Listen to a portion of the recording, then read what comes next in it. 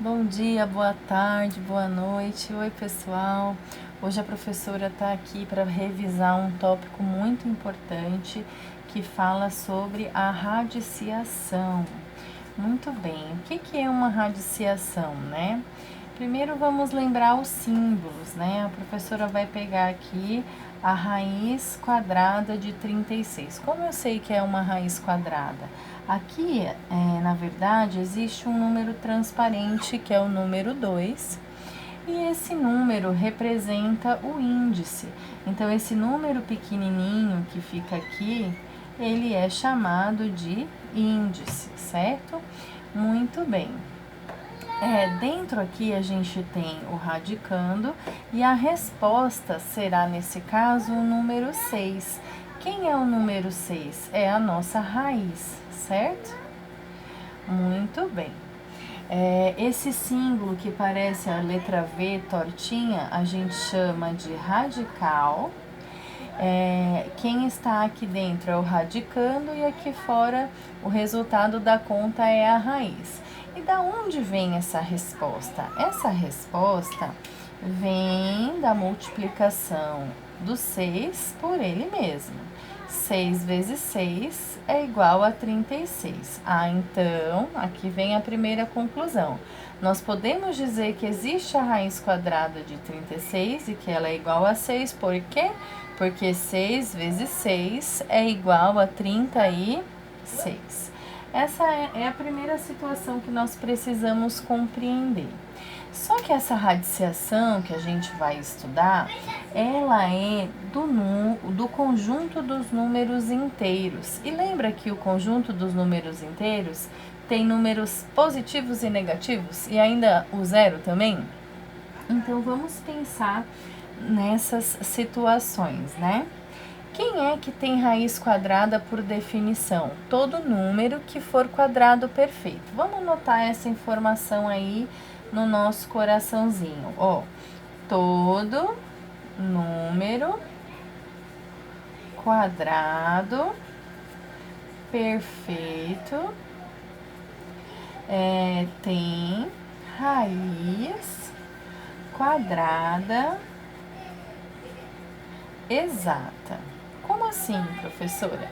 O que é um número quadrado perfeito? É um número multiplicado por ele mesmo.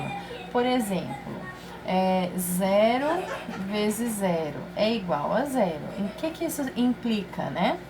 Isso vai implicar que existe a raiz quadrada do número 0, que é quanto? 0. Por que, pessoal? Porque 0 vezes 0 é igual a 0. Muito bem. Vamos fazer a mesma coisa para o número 1. 1 vezes 1 é igual a 1. O que isso vai implicar para a gente? Que existe a raiz quadrada do número 1, que é igual a 1. Por que, turma? Porque 1 vezes 1 é igual a 1. Quem é o próximo número que a gente vai multiplicar? O número 2. 2 vezes 2 é igual a 4. O que isso implica? Que existe a raiz quadrada do número 4, que vai ser igual a 2, porque 2 vezes 2 é igual a 4, correto? Muito bem. Ainda usando esse exemplo aqui, no conjunto dos números inteiros, nós podemos pensar que vão existir duas possíveis respostas. Porque olha só, se nós fizéssemos ainda aqui raiz quadrada de 36, se a gente pensar em menos 6 vezes menos 6, lembra do joguinho de sinal? Menos com menos vai dar mais, e 6 vezes 6, 36. E se a gente multiplicasse os números mais 6 vezes mais 6, nós teríamos mais 36 igualmente. Ou seja, no conjunto, né, vou até colocar aqui, em Z, nós teríamos duas possíveis respostas. Vou colocar um sinal de mais e de menos aqui. Então, mais ou menos a raiz quadrada de 36 pode ser mais ou menos o número 6. Ok? Deu para entender? Espero que sim.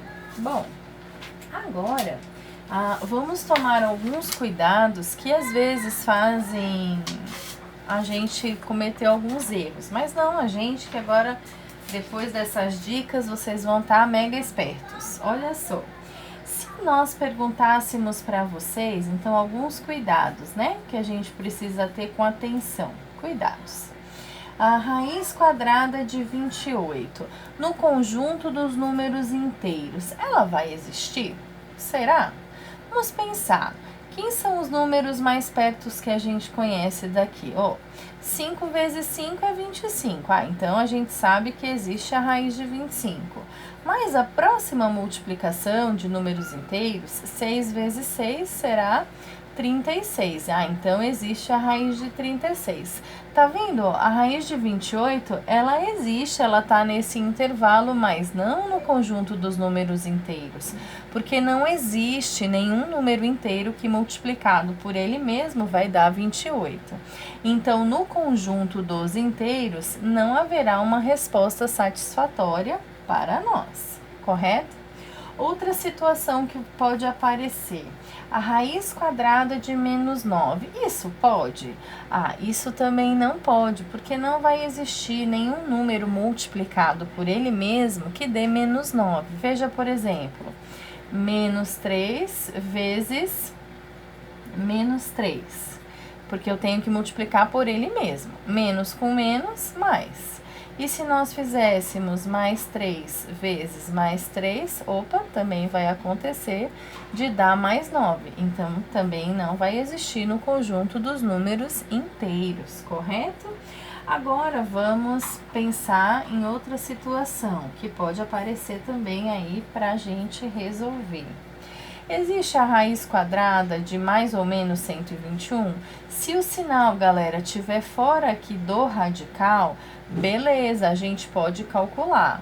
Vai ser mais ou menos, nesse caso, 11, porque 11 vezes 11 é 121.